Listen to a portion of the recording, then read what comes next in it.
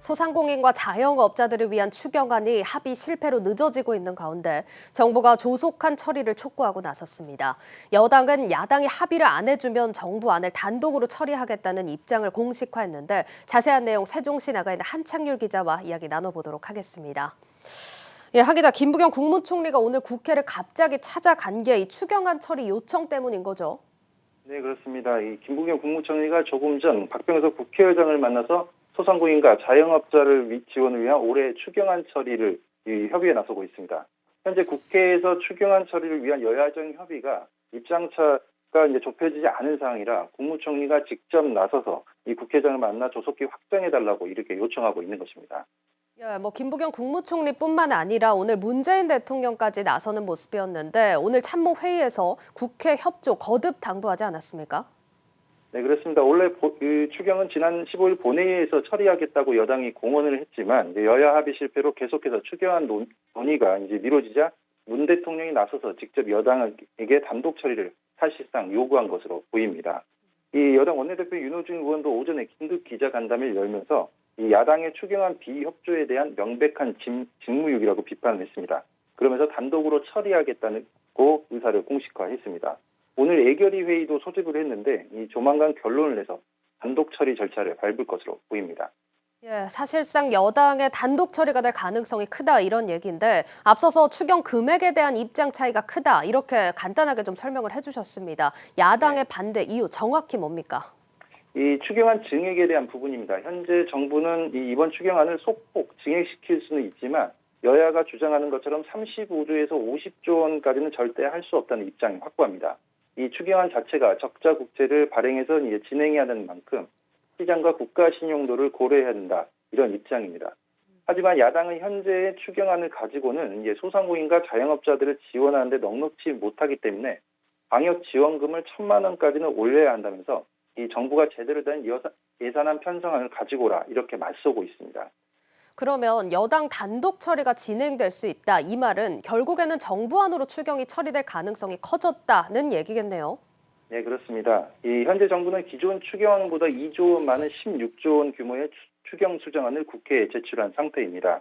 이 따라서 방역 지원금은 업체당 한 300만 원 원안대로 확정될 것으로 보이고 그동안 여야정 협의를 통해서 논의가 됐던 이 방역 사각지대 지원금을 늘리기 위한 증액이 있을 것으로 보입니다.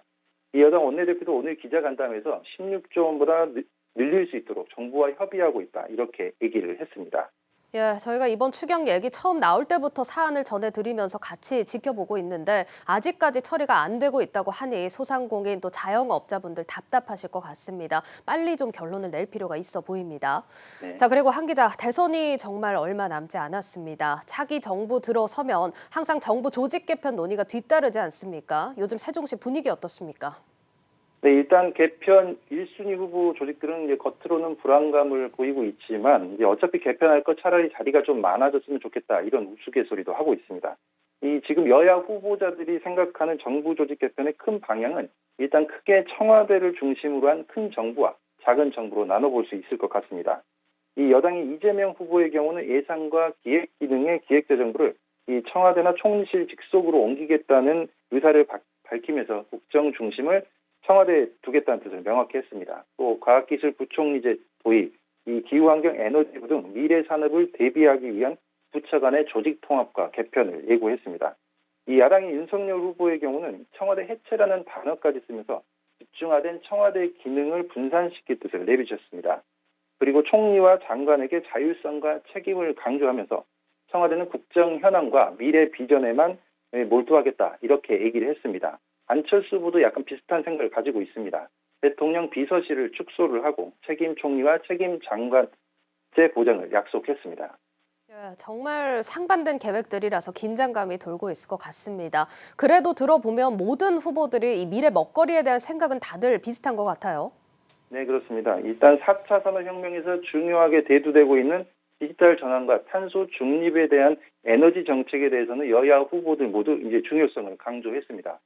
따라서 현재 과학기술정통부나 산업부, 환경부 등의 부처 간 개편이 이루어질 가능성이 큽니다. 이 과학기술정통부 같은 경우는 이 과학기술과 정보통신 조직이 이름만 바꿔가면서 10년 동안 동고동락을 해온 상태라서 디지털 전환에 맞춰서 조직을 분리시켜야 한다는 그런 여론이 강한 상태입니다. 이 산업부와 환경부는 현재 탄소 중립 시대로 나아가는 단계에 있어서 관련 있는 부서를 통합을 통한 새로운 부처 탄생 가능성이 커지고 있습니다. 그 외에도 여야 후보 당선자에 따라 존폐 여부가 달린 부처들이 있는데 이 여성가족부와 통일부, 이제 기획재정부 등이 이에 해당될 것 같습니다. 네, 오늘 여기까지 듣도록 하겠습니다. 지금까지 세종시 한창렬 기자였습니다. 잘 들었습니다, 한 기자.